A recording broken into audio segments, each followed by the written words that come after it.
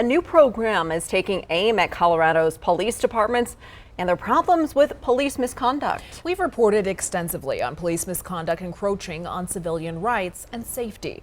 One such incident occurred in August last year when Kyle Vinson was pistol whipped and choked by an Aurora police officer during an arrest related to probation violation. Vinson said he feared for his life during the violent altercation. The officer involved, John Hobart, was charged with assault and resigned within a week of the incident. And Hobart's partner, Officer Francine Martinez, was fired from APD and charged with failure to intervene. Now a training program is aiming to remedy these types of issues before they happen. It's called ABLE, which stands for Active Bystandership for Law Enforcement. Denver police officers have already undergone the training and will now work to bring it to smaller departments across the state. Denver 7's Rob Harris introduces us to the program tonight and asks our law enforcement how it's changing the culture within their agencies.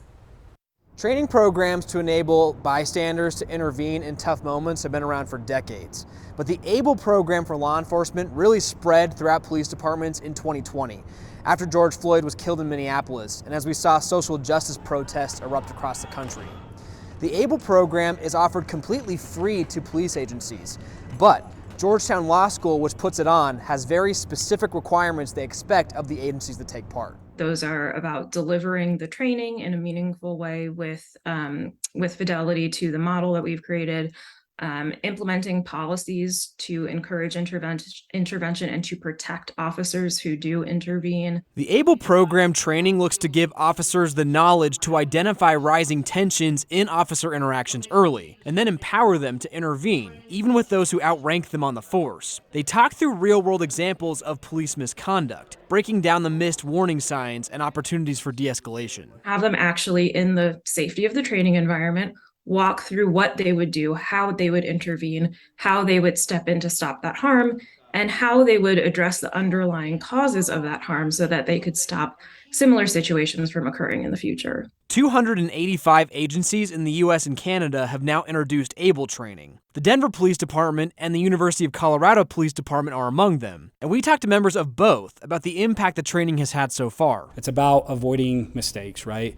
and preventing police conduct. It's about officer health and wellness coming to the table and looking at that through, I want to say, a more holistic view. For us, it's that olive branch saying, we're listening to what you're saying and we've sought out to become better.